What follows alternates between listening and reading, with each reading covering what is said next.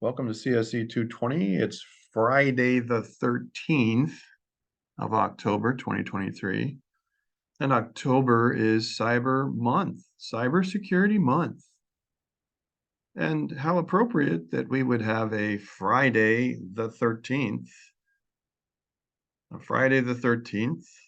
in the month of October, which is also kind of a, gee, we should pay more attention to what's going on in our devices and systems today.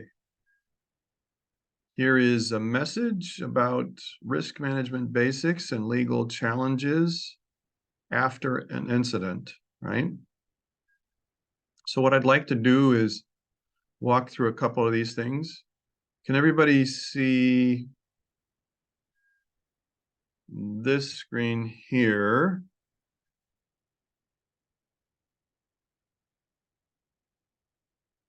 Why isn't this activating? This screen here. Yeah, we can see it. Yeah, you see the website. So when we're talking about risk management, we want to avoid legal problems. Wouldn't you agree?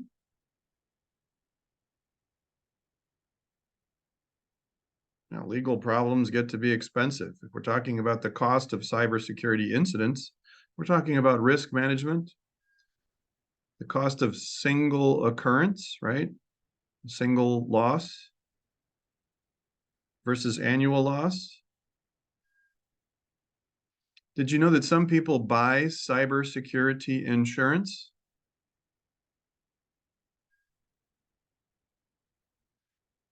And they require you to review your security controls before you have an incident. And so if you don't do that, guess what? Guess what they get to do? Can everyone see this? Yeah. They deny claims. You pay all this money for cybersecurity events like ransomware because you want to mitigate the cost of a ransomware incident. So you're using risk management and you pay that money. There's a trade-off. The word trade-off should trigger something. We've said that trade-off has to do with what? Cost-benefit analysis, something like that. Does that ring a bell? So we tell ourselves that we're going to avoid millions of dollars in Bitcoin expense by buying cybersecurity insurance to the tune of $250,000 a year. And if anything bad ever happens, well, we'll just use the insurance policy to pay for everything. Except if we don't do the security controls review before something bad happens, it doesn't count and they deny the claims. Ooh, wouldn't that be a horrible thing? Auditor investigations. Sometimes you have to have audits, financial audits like CPA audits. Those can trigger cyber security components. So a financial audit can quickly lead to a technical and cyber audit. And this is an unexpected legal complication. Number 3, banks halting ransomware payments.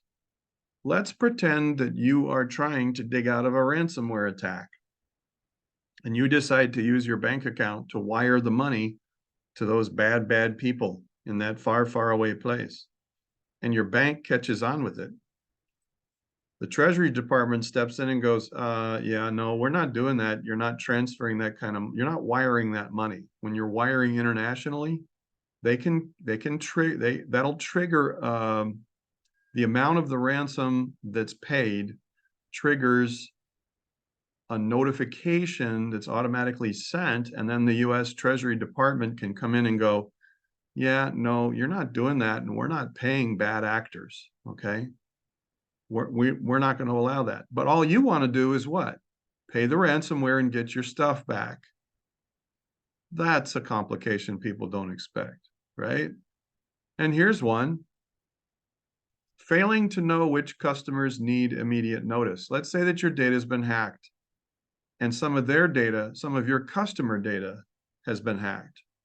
Did you know that an unexpected legal complication is failing to meet notification requirements? If your data is breached, you are required by law to notify certain people, depending on the data that's stored. And that's an unexpected legal complication. So these are facets that you want to consider when you're working risk management. And quite frankly, it's stuff like this that makes risk management appeal to the sensible with its greatest value. Because if you work these dynamics up front and you know these risks, well, you can avoid a lot of needless headaches, right? And in our Friday, yes, it's Friday segment, where we do a lot of stuff hands-on and we just explore and enjoy. How about this one? Can everybody see this one right here? Yeah. Not sure if I can blow this up. I don't think I can.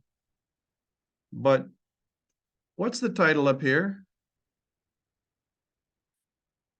Global average cost of a data breach increases to 4.45 million US dollars. Yes.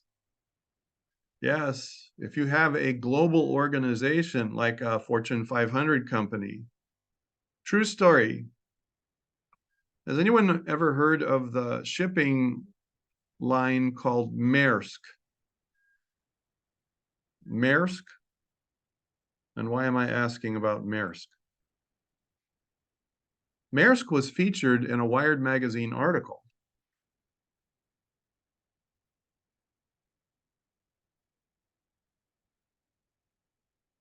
This shipping company was attacked with malware in September of 2022. The malware was called NotPetya. It was Eastern European. Maersk is significant because when it hit, Maersk Shipping Company is Danish. Is that significant for the US Virgin Islands?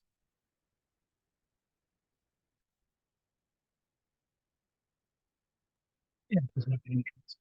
Yeah, don't we have Danish history?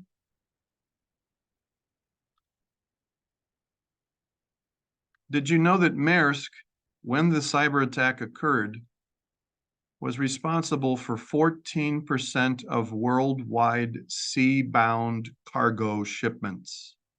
Let's repeat that. Maersk, the Danish shipping company, was singularly responsible for 14% of all sea-bound cargo shipped worldwide. Guess what happened when they were attacked? They couldn't do squat for 6 weeks. What do you think happened to their revenue? More importantly, what do you think happened to their customers? If you had to get something from point A to point B, what do you think your competitors would do in a case like that? Anyone?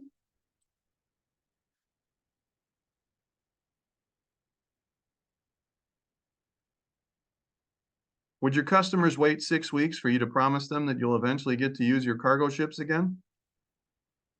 No. No, they wouldn't. They'd find some other shipment, right? Maersk is no longer 14% of worldwide cargo shipments. Maersk lost their backside. They lost big. And the thing that hits me most about this cyber attack is that NotPetya was so effective because they had old stuff. They had old servers, outdated servers. Do you remember the threats screen we were talking about? The 12 threats? And one of them is what? Old stuff? Yeah. That is real.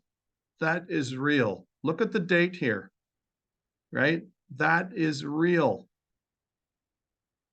They had a bunch of old servers and they waited too long to replace them. And people were like, no, this isn't good. This is old. These are old versions. They don't support them anymore. And they're like, yeah, but we're a shipping company.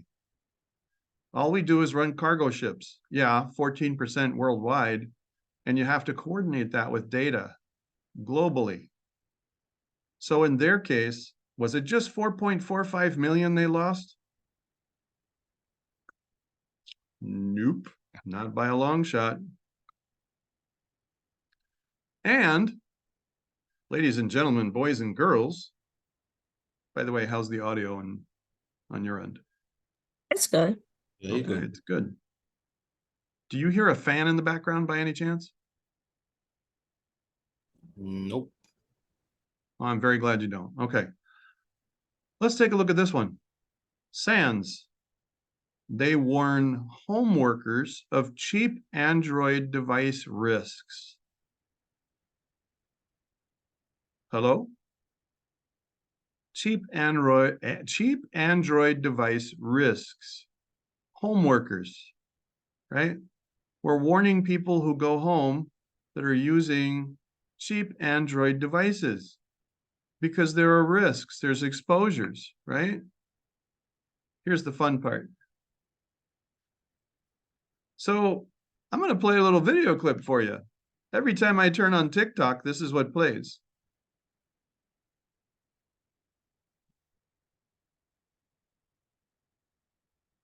Sam here. What's hot?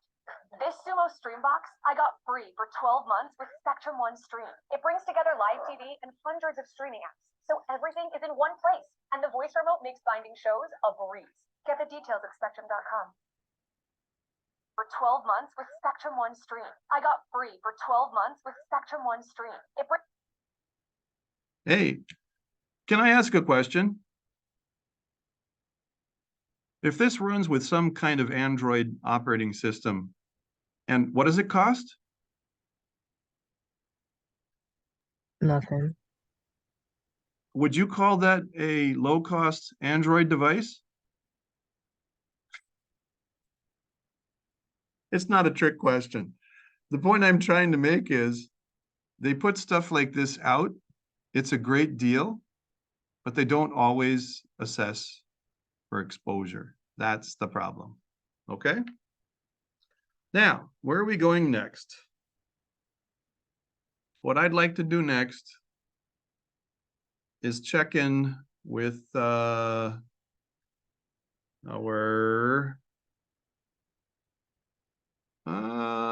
there we are.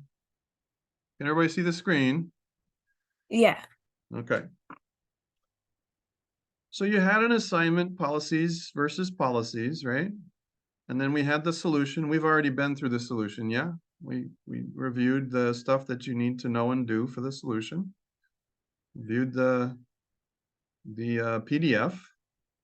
And we want you to have that done. Now, does anybody need any more time, like through Saturday? Saturday? Since it's Friday the 13th, why don't we say, oh yeah, there might be goofy things going on today. Would anyone mind if we extend through like 11:59 p.m. tomorrow? Is that okay? Yeah, that's okay. All right, glad you agree. So there's captures of samples and there are commands here, right? So we need you to wrap that up quickly though, because why? There's one other thing you need to make sure you finish by the time we meet next week. By this time, you should have been into the references, finished the review of the study guide, looked at the slides, right? Looked at the supplementals and the addendums, okay?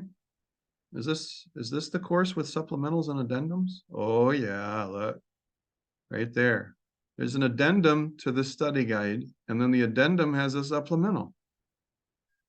I know I'm calling this out a second time, but I just want to be sure that everybody understands the expectation here. It's in the references folder. You need to be on top of it and have read it by now. You need to finish the solution before you take the assessment. And when is the assessment due? 1 p.m. Monday. Now this assessment is going to be your first attempt. And in order for us to do an item analysis on Monday, everyone needs to complete their first attempt. And then we can reconcile. And then I'll be able to put out the final version that you can take before we engage the midterm. All right. Does everybody understand the expectation? Yes. What I would like to do next, because it's Friday, is I'd like to stop sharing and stop recording, and then open the session up to anyone that has questions about the solution. If you're working the solution and you're running into snags, or you're not sure about what you should capture, right? Or if you're still grinding out this, what I'd like you to do is to use the rest of the class time to get into this, and then let's take advantage of the time that we have together. So if you want to be sure of a thing while you're doing it, I'm right here for you, okay? That's all we're planning to do today.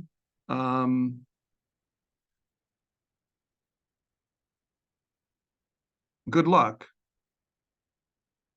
Good luck on your first attempt of the Module 2 assessment over the weekend.